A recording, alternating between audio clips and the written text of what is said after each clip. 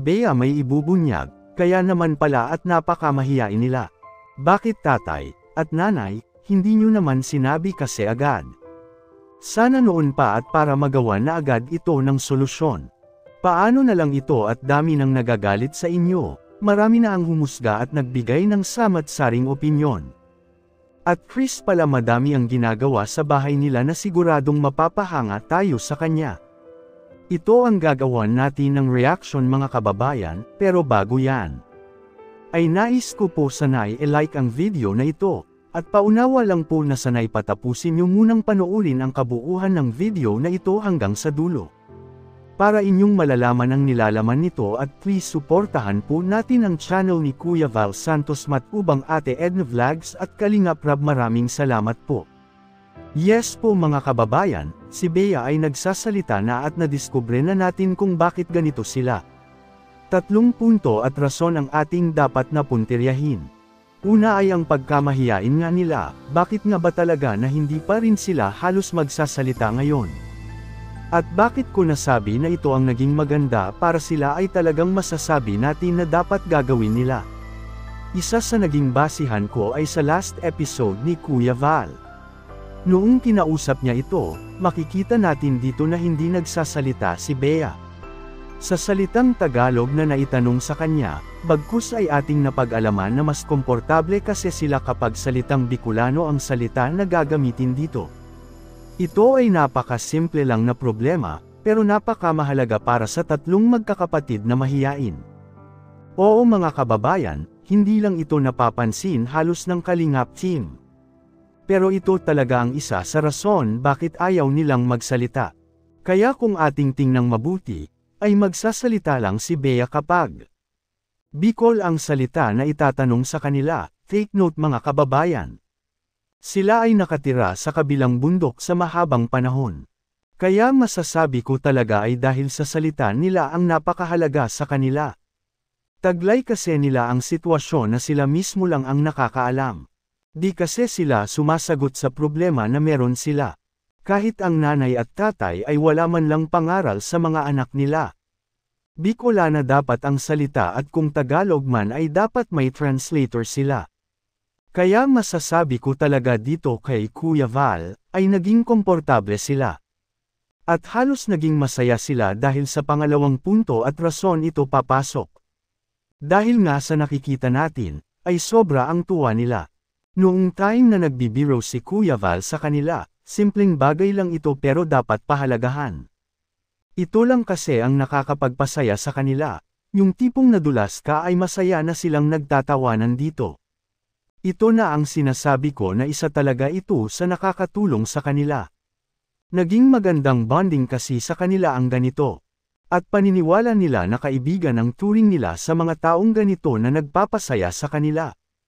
At nawala ang hinala nila na baka sila ay mabubuli na naman sa mga taong nakapaligid sa kanila, at ito na ang pangatlong rason. Na isa sa pinakamahalaga sa kanila, para di na talaga sila mahihiya pa. Ang regular na pakikipag-usap sa kanila, at ang pakikitungo sa ibang tao na kaharap sila. Halimbawa dito ang pagsisimba nila, na ngayon ay ginagawa na ni Kalingap Rab. At ang madalas na pagpunta nila at pagbisita dito. Sa 3 mahiyaing Tres Marias na dati ay tinaguri ang Zombie Sisters.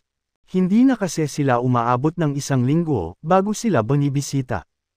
Katunayan dito ay 2 bis na sila na e-vlog. Hindi pa kasama ang vlog kay Kuya Val, kaya ang tanong ko kung tama kaya ang 3 rason ko mga kababayan. Kung may kulang pa ay sana magbigay kayo mga kaibigan ng inyong komento, reaction, at opinyon at suhestyon. Para ating may parating sa lahat at sa Kalingap team, at magawa ng aksyon ang ganitong sitwasyon, at para na rin malamang ang inyong saloobin at damdamin, pero bago ko tapusin, ay isang mapagpalang araw mga kababayan, lalo na sa ating ama na si Kuya Val Santos Matubang, Ate Edna Vlogs, at Kalingap. Maraming salamat po. Kain ka na. Oo, kain ka na daw. Kain ka na daw, huwag kang mahiya. Kinakaitan ka na ni Chris, oh. Babe sila? Bakit sabi? Nasi doon nga dahil nagsisiba.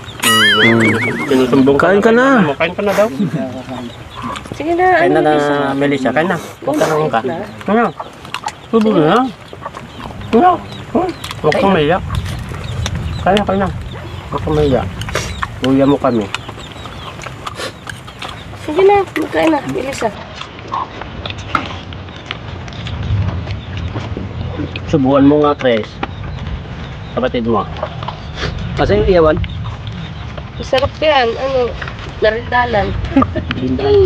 Sorry. Ano? Saan na kayo?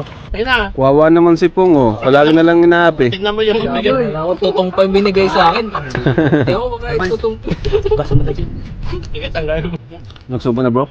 Nagsubo. Very good. Ayun. Kasalanan.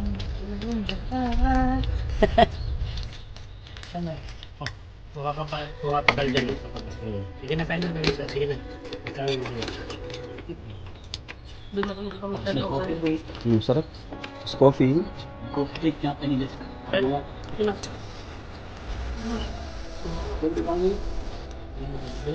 Naghihintay pa ito lang. Ay, masarap yung niyo, oh. Ubus na ni Bea, oh. Ubus na ni Bea, saka si Chris. Si Melissa na lang talaga. Saan yung mga plastic?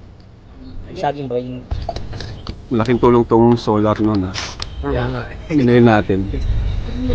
Yan po yung solar light na ginayin namin.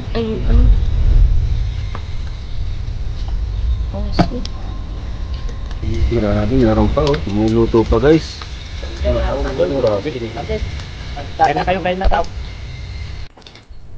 Ayun, sa wakas. Tumigil lang ulan. Grabe, guys.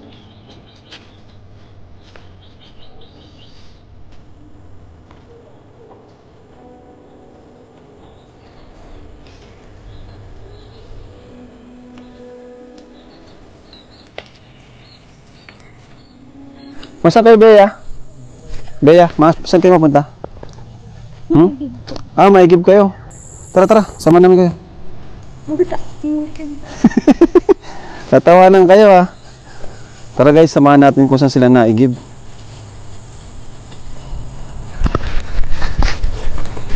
Dito pala kayo naigib.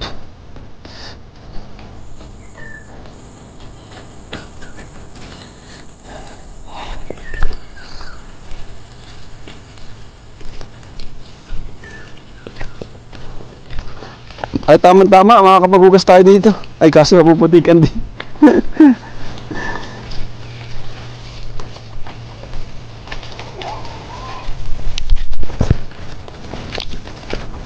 Ari ko. Okay. Dito pala kayo.